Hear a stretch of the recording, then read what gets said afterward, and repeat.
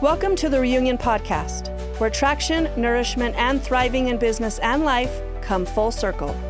We're your hosts, the founders of Reunion, and each week we're going to sit down with incredible entrepreneurs from our community to shine a light on their stories, the bold moves that create real traction, and the raw truth behind their challenges and wins. If you're ready to be inspired, grow alongside a powerful network, and see what it really takes to thrive, you're in the right place. If you'd love to be a guest on the show, head to thrivewithreunion.com to join the movement. And don't forget to follow us on LinkedIn, Facebook, and Instagram. All the links are in the show notes. Now let's dive in. All right. Welcome to the Reunion Podcast. We're here with Isaac Childs. I put a little information in here about Isaac, and it gave me a really nice intro for you, Isaac. Awesome. It says Isaac Childs is an unusually interesting guest because of his story isn't just about building a successful company. It's about building one, losing it after 22 years, and then redefining success afterwards. Rustico became one of the most respected, handcrafted leather brands in America before ultimately closing its doors. Since then, Isaac has focused heavily on mindfulness, journaling, purpose, and personal growth. So we're here with you today. You've been a member of Reunion from the beginning. We love you. Awesome. We appreciate you taking some time to be out here with us, and just let's have a conversation. Yeah, let's do it. Okay. Well, tell us about the origin story of Rustico and maybe what problems you were trying to solve when you launched that brand. Origin story of Rustico, 25 years ago now. I think the problem I was trying to solve was that I wanted a leather-bound journal and I couldn't afford one. So so you spent millions of dollars to create them for yourself and others. Right. Well, it turned into millions, but it started out with a couple $1,000. Like literally, I wanted this Italian leather journal that I saw in a shop somewhere in Italy when I was traveling in Europe as a college student, right? And I don't remember how much it cost, but it was definitely more than my budget. And so I thought, well, I could just make this, and ended up buying more paper and more leather than that would have cost just to make that one journal. Sure. But in that process, I made like 30 or 40 journals in that end, and that's how it was really started. From there, I was carrying around the one journal that I made, and I was working up at Sundance, and the buyer for the Sundance General Store at the time was a lady by the name of Denise Bernier. And she saw my journal and she's like, I want that. I want to put these in the store. They're so cool. They're handcrafted. And I was like, I made them. And she's like, really? Well, let me put them in the store. So I took what leftover inventory I had and put them in the store and just gave them to her. I didn't even know what to charge or anything. And she's like, I'll sell them. We can figure out what to pay you later. And I was like, sweet. And I took off for 6 weeks with some buddies on a trip. And when I got back, she had sold all of them out of the store up at Sundance, and then also had put them in the catalog at the time. So I had an order for 250 some odd units. Wow. And that's how it started. Wow. Was literally hey, I wanted something for myself, and it turned into something that obviously I think a lot of people enjoy. So overnight you had demand. Yeah. So overnight. 12 weeks. Ish. Yeah, Short-ish. I mean, overnight-ish. That's pretty quick. That is for pretty most overnight, businesses to launch and have And sales. you weren't even shopping for Sundance. No, I mean, that's I pretty wasn't. awesome. Yeah. No, they are definitely a huge part of our origin story. So Sundance is really cool that way. That's awesome. Yeah.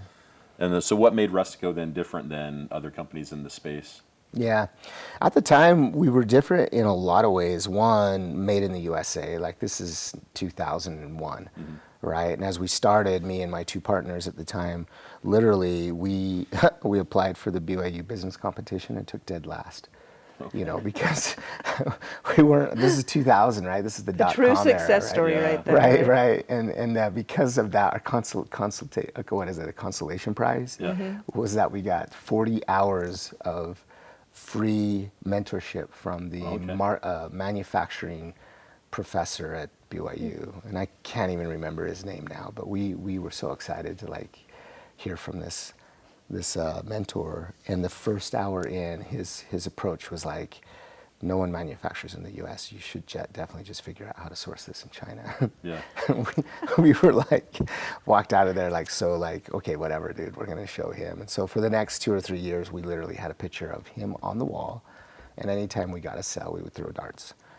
just as like, I love that. At his face. yeah, not necessarily, but it was just like motivation for Yeah. us to be like, we will We'll show you. Yeah. Yeah, so we started manufacturing that, and then our journals too were just super high quality. They were hand sewn, which was really important for me. I wanted this really unique construction that was impossible to break the spines, because I was traveling a lot and using a backpack, and a lot of journals that are perfect bound, which is modern day bookbinding, will crack and they'll just break, and eventually all your pages come out and they don't really last a lifetime. So those were kind of the key elements to why I wanted to do it. So. Okay. So building, what were the biggest lessons learned from building and manufacturing in Utah versus overseas? Like you didn't take his advice. No, we didn't. You went against the norm, Yeah, which is yeah. everywhere else does that because of just costs associated with building the product. Yeah. What lessons did you learn by owning your own manufacturing here in Utah? I think the short answer is we probably should have followed his advice. Well, 22 years later, right after. Right. After, No, here's what's really cool. Lessons I learned in that are actually now just paying dividends. Like a lot of what I do now is actually helping a lot of new founders, existing founders, and people, anyone looking to start up a new entity here, like what it really takes to kind of build and grow within your own infrastructure, right? It seems like modern day, it's super easy to outsource a lot of components to your product or service or whatever. But Rustico allowed me to really control the whole ecosystem. And with it comes all the problems, but at the same time, like your organizational skills, your efficiency, like one of the secret sauces of Rustico was not our product. It wasn't even our story. It was the fact that we actually could produce and manufacture in the US a product at comparable prices to China at 10 times the quality. Yeah. Right? And it was all because of our efficiency in operations.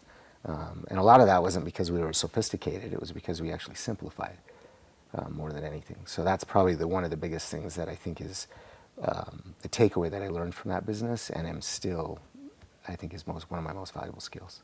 Yeah.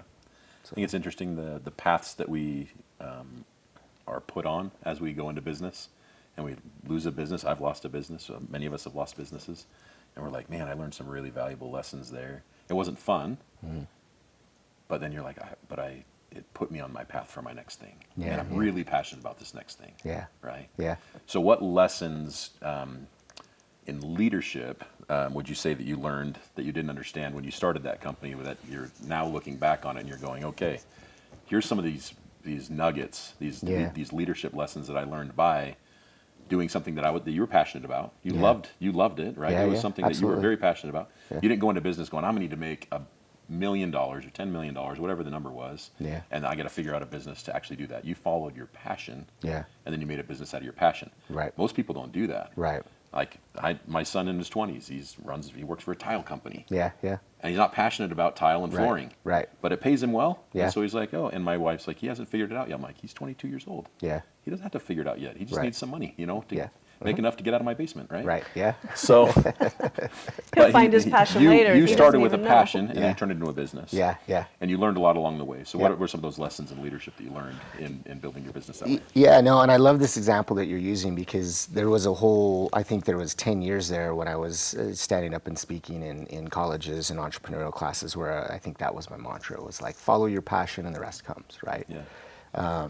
And that absolutely is one path to go. But I've actually learned that you can do it the exact opposite way. You can do what pays the bills to create passion in your life for something else. Yeah. What I've found is it's more important that you have something that you're passionate about.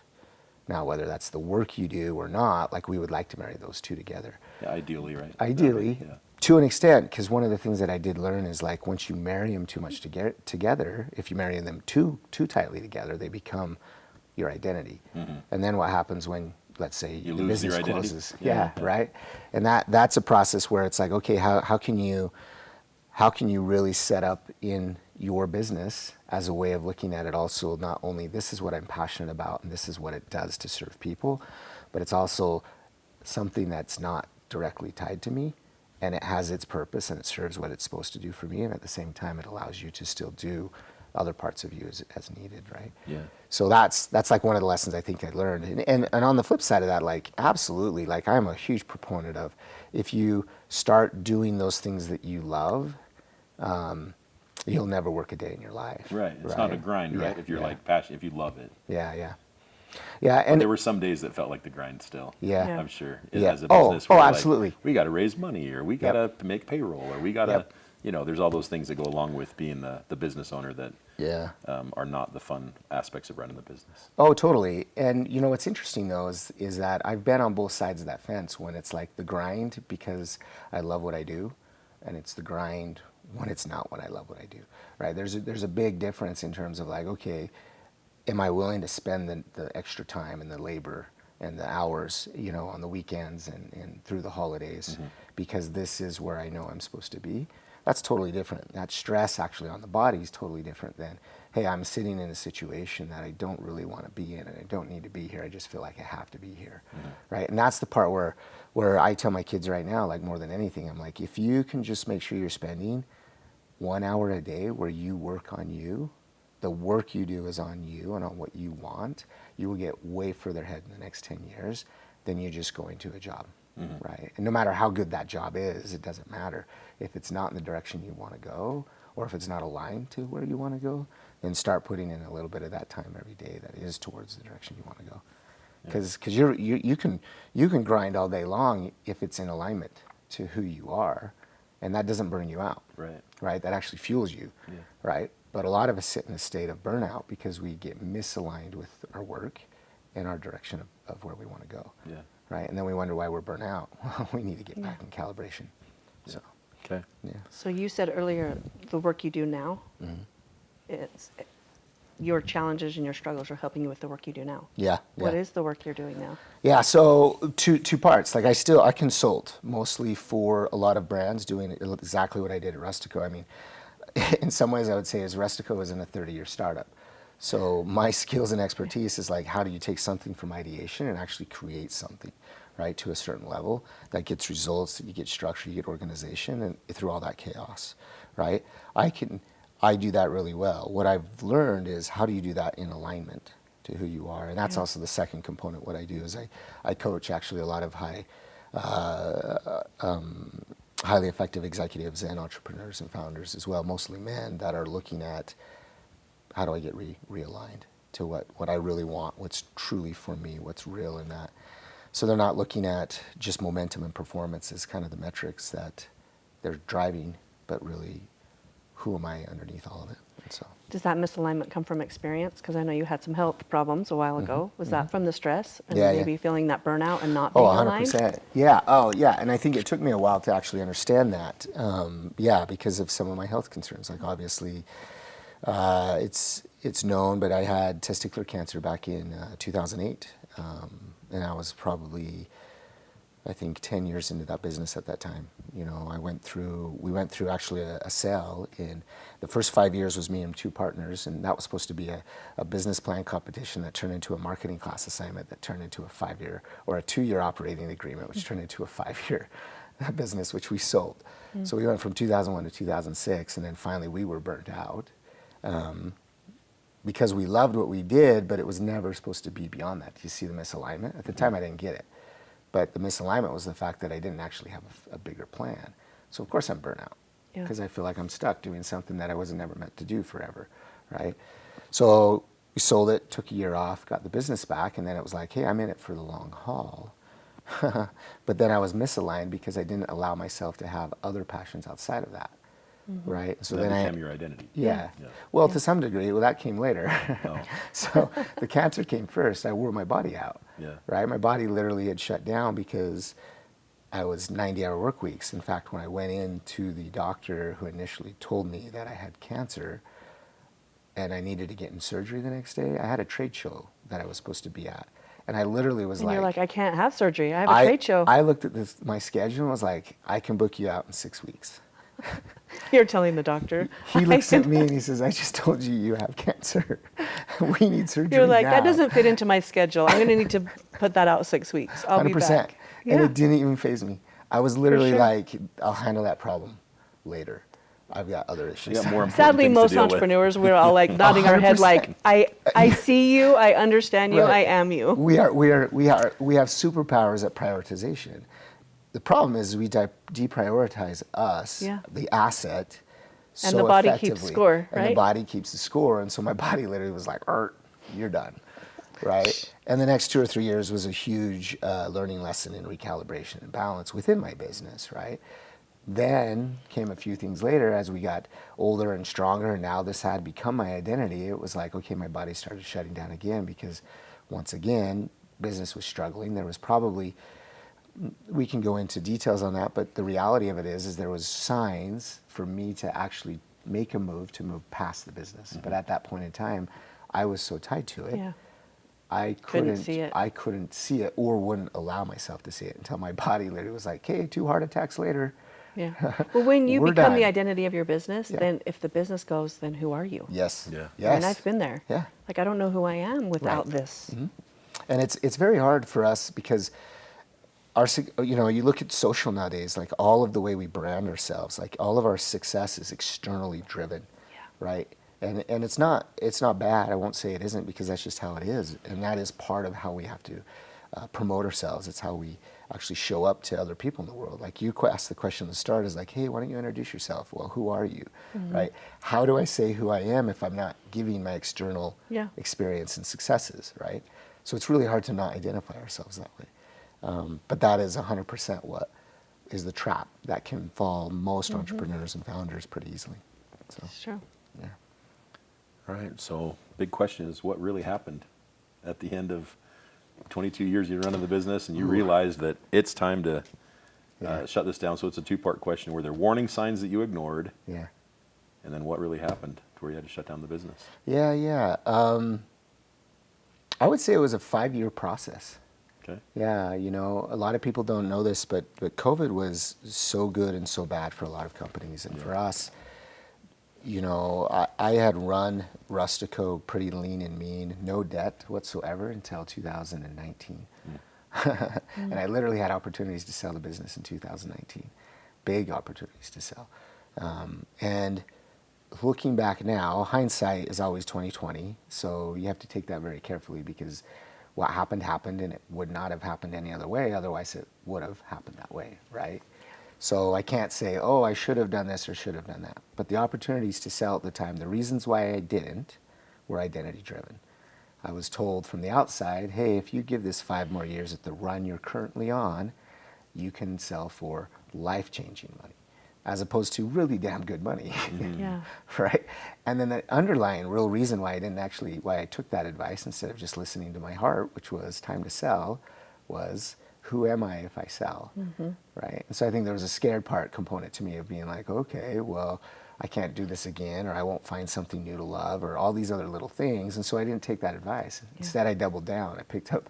It was life-changing. It was life-changing. In a different way. Right, in a different way, 100%. Yeah, I picked up a line of credit, which was great, doubled down, built a bigger facility, and created bigger infrastructure because we were going to grow, right? Well, 2020, COVID hit. Sorry, but I don't know who predicted that, but better man than me for sure. So that, unfortunately, was a problem. We had our lines of credit called due right at the same time as most of the banking industry was retracting lines, and that put me into some debt issues and some stuff like that, which we recovered from. But we had to pivot. COVID for us was like, 45, 50 employees that needed work, and no one was buying leather journals. What they were buying was masks. So we started building masks at the time when nothing came over from China for the first 4 or 5 months. So we pivoted to doing that to keep relevant and to keep revenue coming in. And then we had a nice little boom from the internet because everyone went to buying online, which was good. But ultimately, that debt restructure that put us in kind of the subprime market is what hurt us. And then our costs went through the roof. I picked up a couple partners toward the end that we just couldn't be aligned on. And it really came, and I think when I look at it now,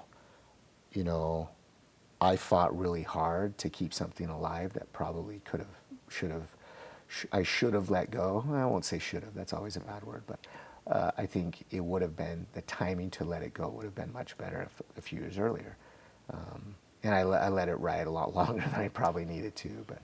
But I, I feel really good about how it ended in terms of what how I helped all my employees find other work and get us settled out.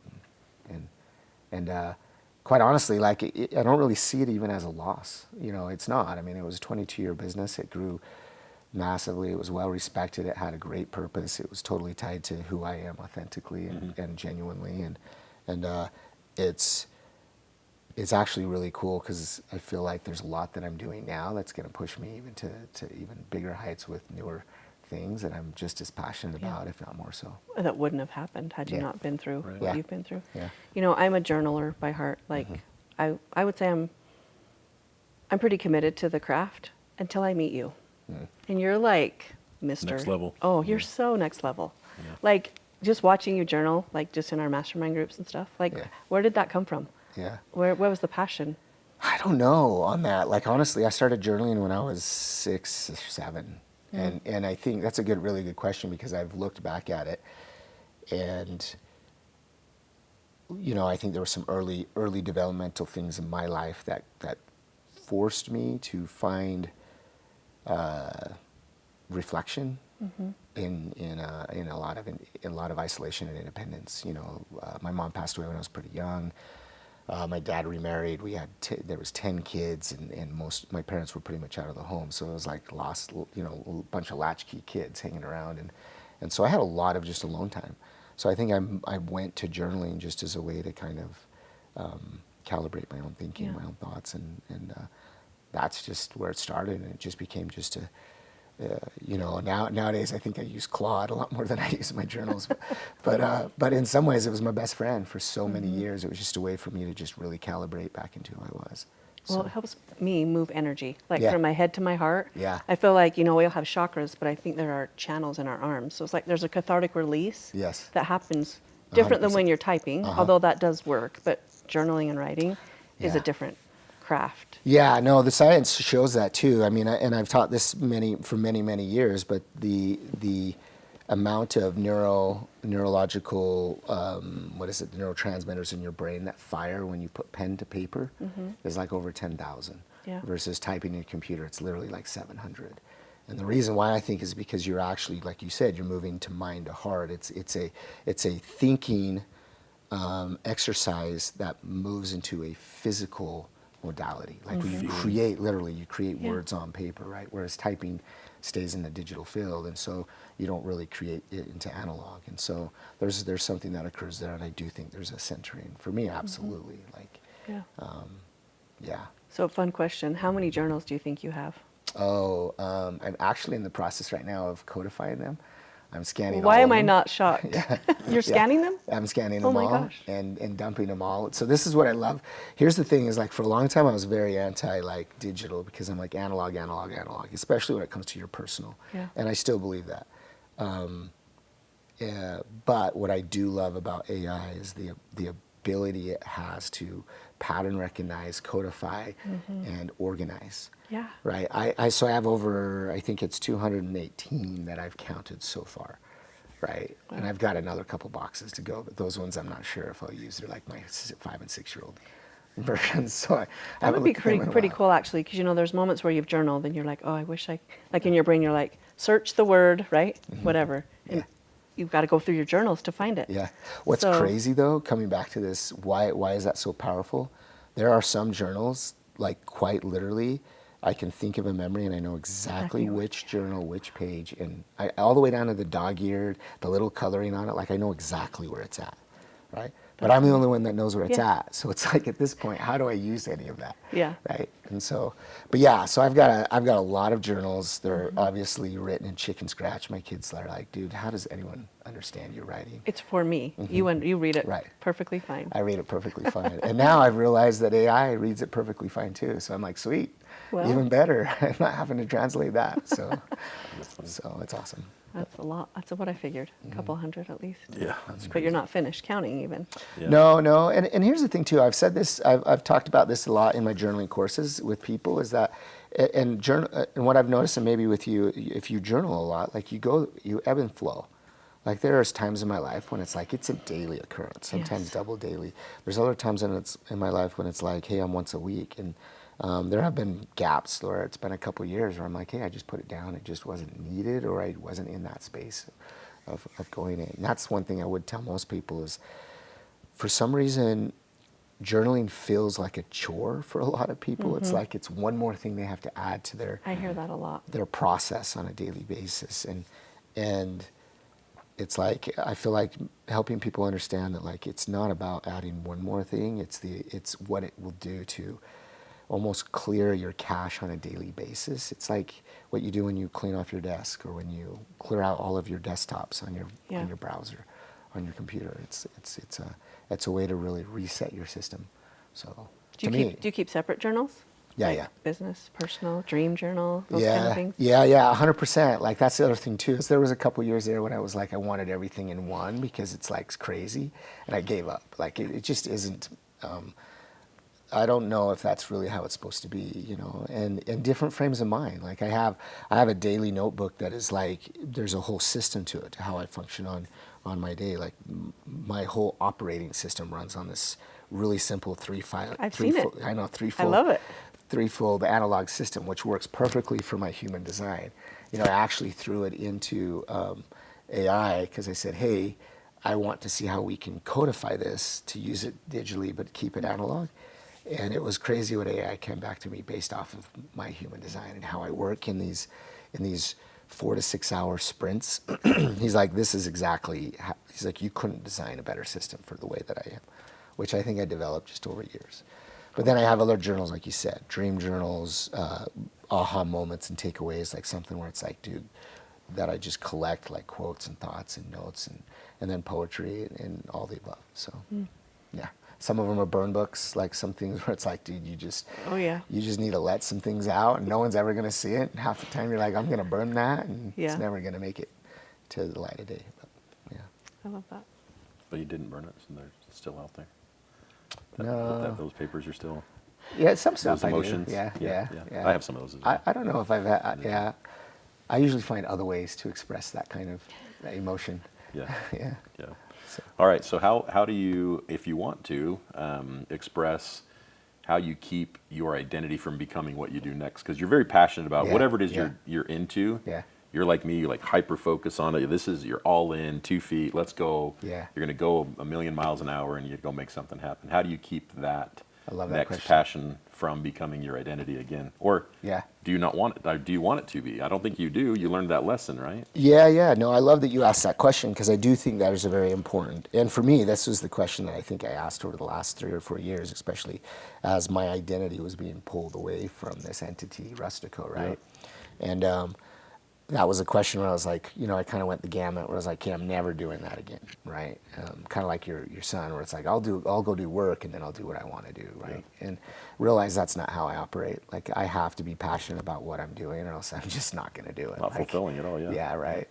And so there is that dynamic to it. But where I think I've fallen, and this is, I think, this is a practice more than anything, is recognizing and centering back into me as me, and understanding who I am as me, and always keeping that frame of mind, like no matter what. And this goes beyond just business. Like that's the thing that I think I didn't realize at the time, is like, you know, backing up a little bit, as men, like one of our main focuses is providing, right? Like, and especially once we hit high school and we're out of high school, like take your son, my son's in the same boat, where it's like you go from really a boy whose whole role is just kind of be a boy, mischievous and do all the things, to like suddenly like, hey, your job now is to provide for yourself and for others, and that's it, right?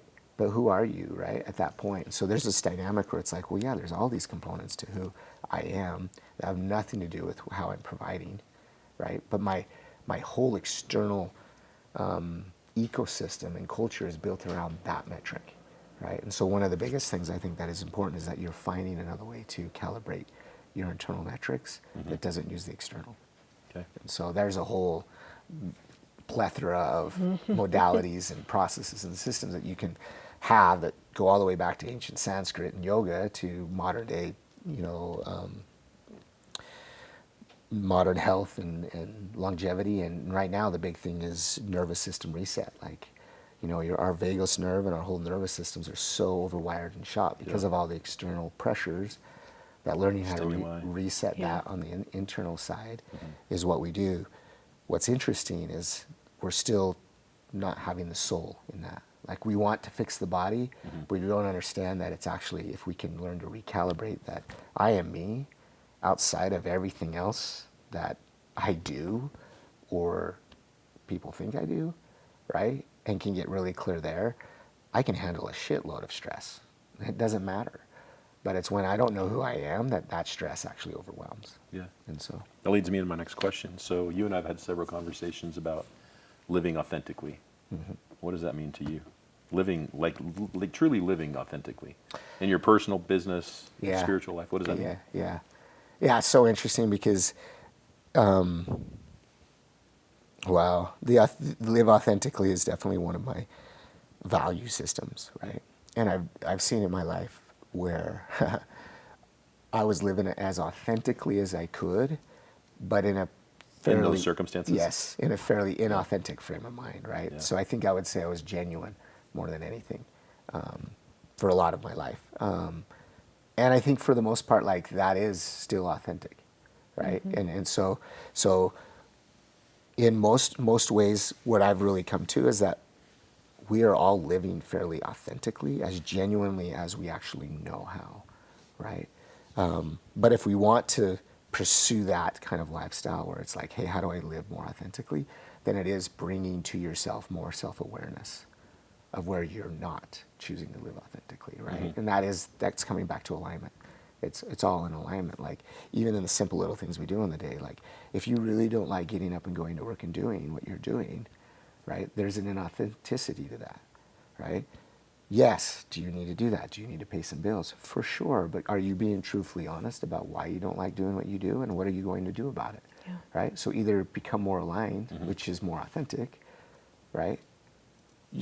Or not, right? But you're genuinely choosing to live in an inauthentic path, right? And so authenticity is such a weird dynamic word now. It's like, because I've gone from the gamut of like, oh, people are authentic or not authentic, to like, no, everyone is actually as authentic as they are choosing to be. And for the most part, I think unconsciously we're all genuinely thinking we are, right? Yep. And so for that reason alone, like, you are authentic, right? But at the same time, can we always choose to be in more alignment to our inner self? Yes. And that to me is what an authentic life is. Okay. So as a business coach, you have questions you ask your people you're coaching. Yeah. Do you have a series of questions that you're consistently asking yourself? Like, how am I doing with X, Y? Like, am I being a good father? Am I being a good partner? Am I being a good, what kind of questions do you ask yourself to make sure that you're in alignment? Because we can stray, and we don't realize it, and other people are like, you don't seem happy. And you're like, actually, you're right. I'm not happy because I'm not living authentically. Do you have a series of questions or those types of train of thought that you have for yourself? So the answer to that is, like, short answer is no. And here's why. Because, just look at the questions you asked. Almost every single one of those questions is an external validation response, right? Am I a good father, right? Are you or are you not? Doesn't really matter, actually, because are you a father? You can be. That's one of the things you are, but that's not actually who Nate is, right? Okay. And if you're saying, am I a good father, what are you doing now? You're just choosing to judge yourself on whether you're a good father or not, right? Now, you have to be really careful with that. So is that an internal judgment or is that an external judgment? Right. A good father is compared to who? Right. So those were bad questions. What you would say, what your kids would say. They're not necessarily bad questions, but they're not calibrated yet to really what it is I feel like I've gone to, which is really where it comes back to, like, it's easy to say it, like, or as hard as it is to actually understand this, like, meditation is really what is the number one calibration. It's getting to a place of where, like, I am just me, and now really being able to look at all of these things that I'm choosing to ask myself as an outside part of, like, hey, I want to be a good father. What does that look like for me? Right? For me, right? Not what my wife says, not what my kids think, right? Not what the podcast episode says, but like that's the hardest part, right? So when I am talking to clients, a lot of the times it's like the questions that come up have more to do with why do they ask the questions they're asking, right? And not me really asking them questions. Okay. So, Okay. yeah. All right. So what does success today look like for you? Like for you to feel like, you know what, I've been successful today, or I'm finding success, I'm being successful. What does that look like for you today? Yeah, I love that. So, wow. I love that question a lot, because I think there's actually so many components to that. Like, honestly, success for me is when I get to the end of a day, I want to feel like I just co-created with the universe something that day, right? And I wake up in the morning with like, okay, what is it going to be today, right? That doesn't mean like I don't have external success goals. Like, absolutely, I look at my financial statement and I'm like, I want to be here today, right? And same with my kids. Like, absolutely, I want to show up in this way. And with family and with friends, like I have a myriad of like goals that are success to me. Yeah. But when it really comes down to it, like if I'm being really truthfully honest, like I want to end the day every day with this this feeling inside that just says, okay, I showed up to co-create today as this or whatever it is, and I feel like I did that. And that to me is what I feel like is success. And some days are like, I mean, you look at the balance, if you're looking at it as a P&L, it's like, dude, I really sucked that up today. But did I do what I felt like I needed to do or wanted to do today from me, right? So success has kind of shifted to more internal, like very much more internal. Like, what is it from me that feels right?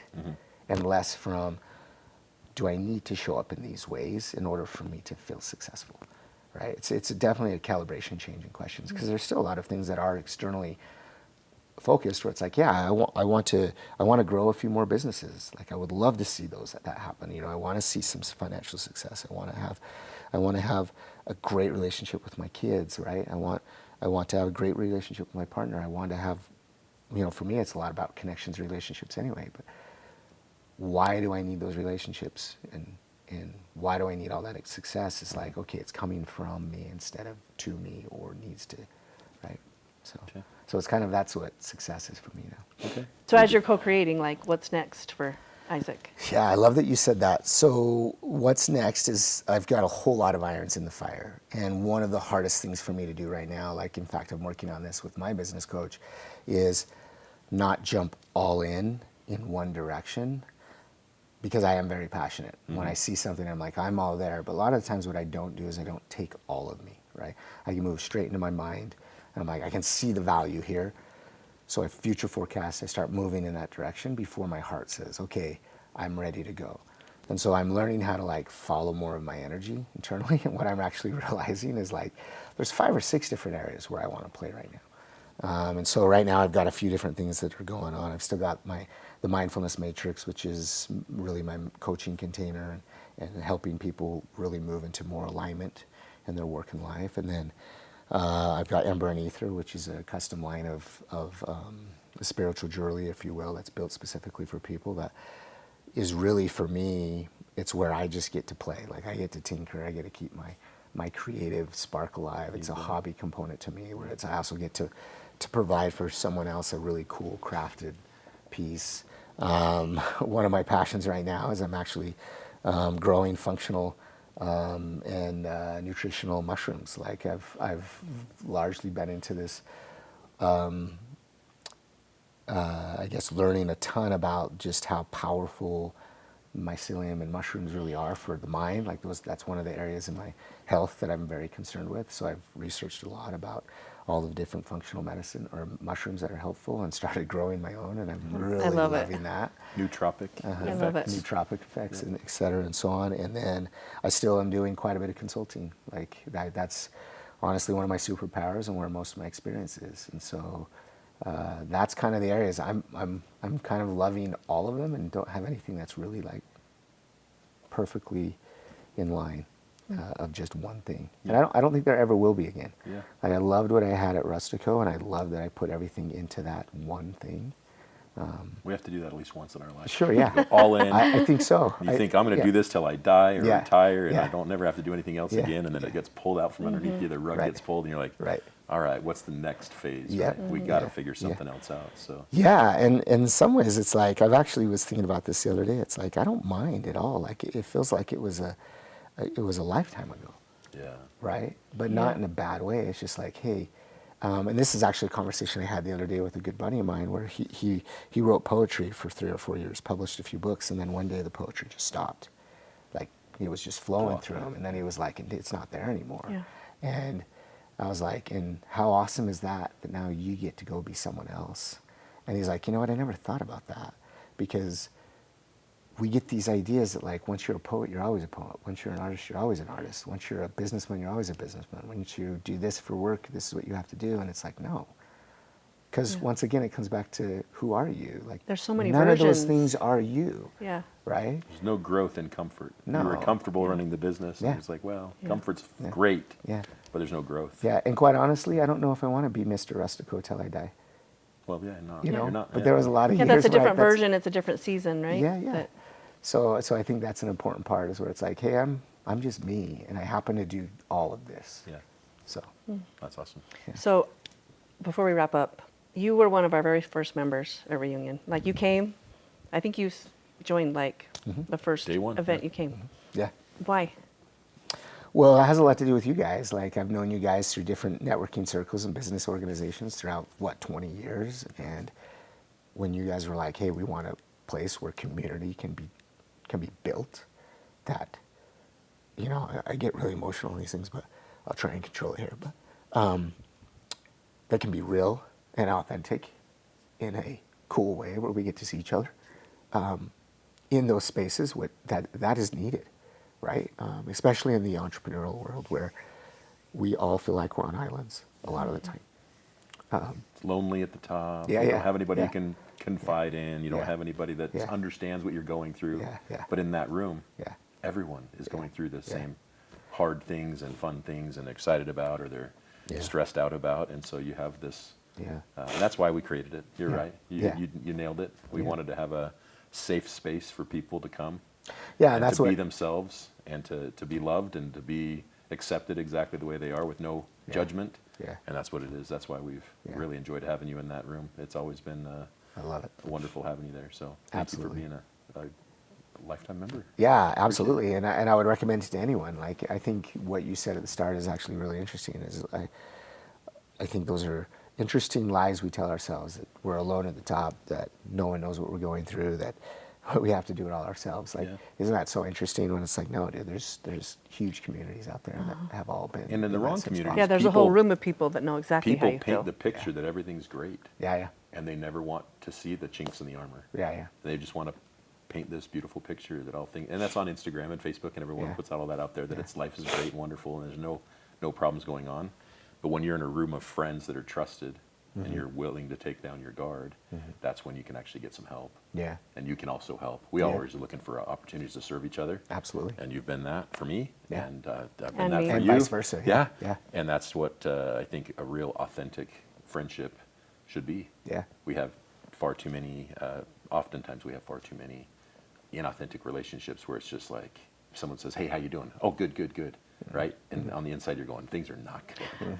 Right? But you can't say that, because you have to put on that brave face. yeah, But in this space, that's allowed, and it's we want you to. We Yeah. want you to be your broken and down self sometimes, and you're sometimes you're the one that needs the leg up, and sometimes you're one that's given the leg up, right? So yeah, yeah, and yeah. On that note, I would say, like, we don't. I don't know if we'd want to come in as saying you want to be your broken self, because I don't know. I firmly believe no one's broken, but Yeah. I do think there are times when we are broken down. Yeah. Right, and it's like, hey, if you're on the side of the road, you're broken down, you call someone right away, right? Like, that's the feeling, is like, hey, I'm in a state of brokenness, and now I just need someone to help me get back to wholeness. Yeah, So love that. yeah, Wow. Thank you. I adore you. You're Yeah. one of my favorite humans. Same. Anytime I get to spend time with you, I'm like, yes, it's a win. please. It's a win always. So you how guys do for people having get me. in touch with you? Best way to reach me right now is through my LinkedIn profile. Just Isaac Childs. I don't know how you even search that, but it's on We'll LinkedIn. put it in the show notes. Yeah, yeah. but- That's the best ChatGPT way. can find you real good too. Right. Yeah. Apparently, Isaac Childs, apparently, Rustico. Apparently Chat Chat's knows the way best more way to about know you than you knew. Way good. Yeah, I so. paid Chad a lot of money for that. So Appreciate it. Thank you for being on our podcast. thank you for having me. Thanks for tuning in to another episode of the Reunion Podcast. We hope you're walking away with fresh insights, real stories, and that extra spark to keep building traction, nourishing your growth, and thriving big. If you've loved this conversation, hit that follow button so you never miss an episode.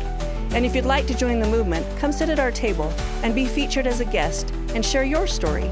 Visit thrivewithreunion.com and stay connected with us on LinkedIn, Facebook, and Instagram. You'll find all the details in the show notes. Until next time, keep showing up, stay connected, and let's thrive together.